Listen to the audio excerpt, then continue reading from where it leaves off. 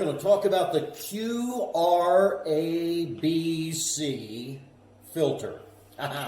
Hey, getting criticized, it's all part and parcel with ministry, unfortunately, and especially the pastorate. And, well, I'm going to talk to you about how to judge a little better, a little more righteous judgment. I'm not going to say you're going to be perfect at it, or I am. But I'm going to tell you that we've got to get God's perspective as opposed to man's. And I remember a while back, it's been many years now, back, a fella came to see me in my office. And he sat down and he began to talk to me. And he said, "Pastor, I've been here for almost 20 years with you as pastor. And I've noticed the church isn't growing. We have a problem. And I want to talk to you about what you need to do about this." Judge righteous judgment.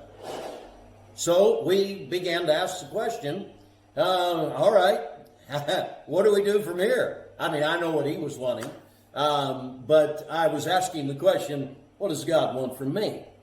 And I think any man of God, any fellow who's serious about serving Christ has to be concerned if the church isn't growing. And you got to be concerned about what's your responsibility in it. Well, you say, what'd you do? Hang on, I'll talk to you about it in a moment. Judging righteous judgment. You remember Job's friends? I use that word right lightly. They really were friends. I think they really wanted to help him.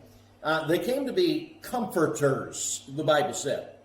That's what their goal was, but it was far from what they did. They ended up riling him up and really confusing the situation. There were three men who were in that boat, and then, of course, Elihu, the fourth man, who showed up, younger man, a little later, and he last was the one to speak. One of those men was a fellow by the name of Zophar. And the way that he judged things in life, and specifically with Job, was, he said, "I have seen." He said that more than once, and Zophar was a fellow who judged by experience. His experience in life, okay? So when you and I come back, okay, I'm going to tie this in a moment. I think this QRABC filter will help you in taking a good, careful look at those who come to bring advice, counsel, or, as you may feel it, quite often, criticism of you, your life, your ministry, maybe even your family, etc. And so we start with the first two, the Q and the R today. I'm going to keep this short, try to, all right? But the Q and the R, if we may. The Q is, very simply, are they qualified to give you advice on what you're doing wrong or how to fix it? Now, there's two qualifications here, and I think we have to think this through. And it's a danger that every preacher faces, even when we're in the business of counseling or we're preaching to people. It's the same situation. We're offering advice. We better be very careful about how we're giving it. Just because you're the pastor doesn't mean that you're always right.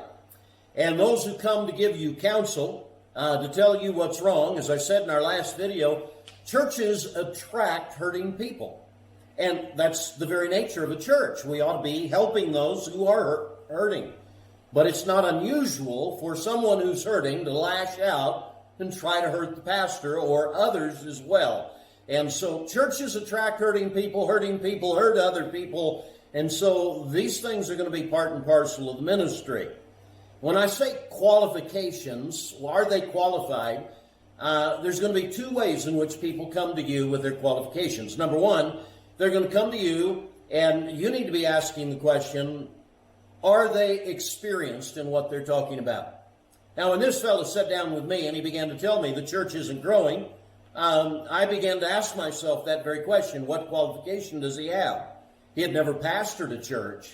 He'd never been through trying to lead a ministry. Now, he had been a member of a church, had been a member of our church for almost 20 years, and another church before that for quite some time. And so he had some experience as a church member, but not as the pastor, and certainly not in a leadership position. And I think that was one of the problems. He wanted to be in leadership and couldn't be. There were several reasons why for that. But we need to ask that question. Now, just because somebody hasn't been through the same experience you have doesn't mean that they can't give you advice. There's not only experience, but are they equipped? And we're all equipped with the Word of God. And if a person will use the Word of God properly, the Word of God can give us direction. We can certainly point people in the right direction. If someone will come and speak with us or will speak with others from the Word of God and say, here's what God has to say, we can help others and they can help us, even though we may not have been through the experience that they have. And certainly we've never been through the exact same experience, whether it's a parenting issue or whatever else it might be that we may give counsel on. We don't have full experience on everything, and yet we have the Word of God that equips us. And so every church member has that same advantage, if you will, of the Word of God.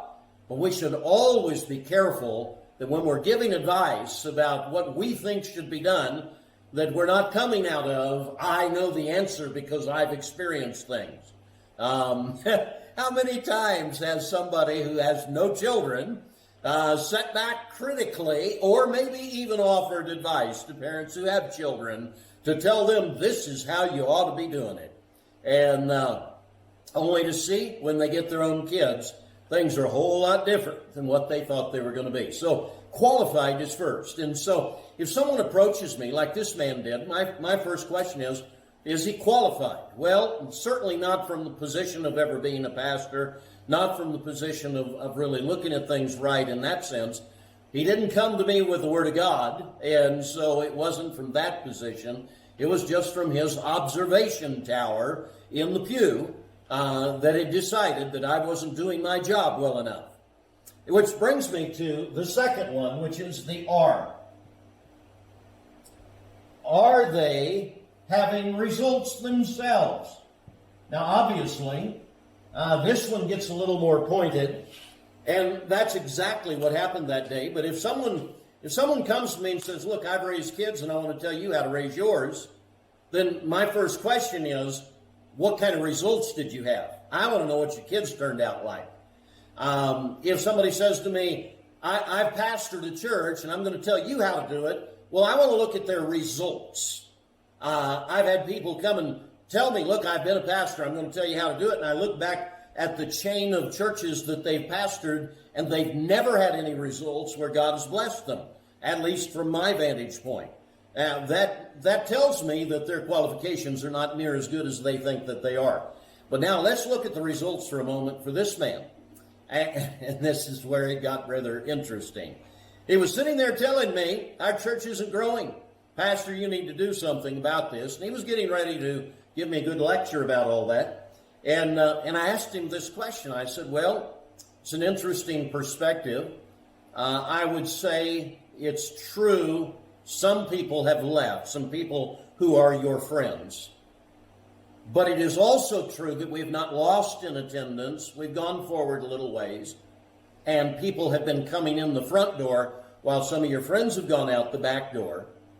Let me ask you the question, because as I look at my ministry here during this year, since January, I forget, it was like September, October when he came to confront me, I said, I can name for you 3 families that I've gone out and reached and brought in the doors and have now gotten saved and joined our church this year. Could I ask you who you have brought to church as a visitor in the last year? He said, well, now, let's not get too personal about this. I said, now, wait a minute. I said, I've known you for almost 20 years. You've been a member here, and I have never, to my memory, seen you bring one person in the door to visit in those almost 20 years. So I don't think this is a matter of being personal. I think it's a matter of being honest. I brought a number of people into the church. You have not. Your place of criticizing me is not from a very strong position. And I think that you should be asking the same questions that I ask myself. Why are we not reaching more people than what we are? Why are we not seeing more people brought into the church, people get saved, etc.? And friend, I think we have to always ask that question, and we need to ask it of the person, not necessarily to them specifically, like I did that day. He got quite offended and left, which was fine. I knew he was offended. I knew he was upset before he walked in the door. But we need to be asking that question, that if we're going to come and criticize someone else, are we humble enough to be asking ourselves those same examination questions? And vice versa, if I'm the one getting criticized, I should be able to ask this of this person. Are they getting results in their life to where their counsel to me is going to be helpful? Ask those two questions. They will get you well started. Now, the ABC will kind of put the icing on the cake for you, all right? But I'm encouraging you here to stop and judge righteous judgment, that when people come to tell you what's wrong with you, to give you criticism, or I'm sure they're going to say, no, it's counsel, we're just here to make some observations. They're not going to call it criticism. You're going to feel it's criticism. But we need to be asking the question, okay, are they seeing things clearly? Now, that doesn't mean that if they see things wrongly, that they don't have a good point. And you need to be honest enough, humble enough to think that through. But they also need to be judging righteous judgment as well. And so that's our beginning. Hang on, for our last video, I'll be shooting of the ABC part of the filter. God bless you.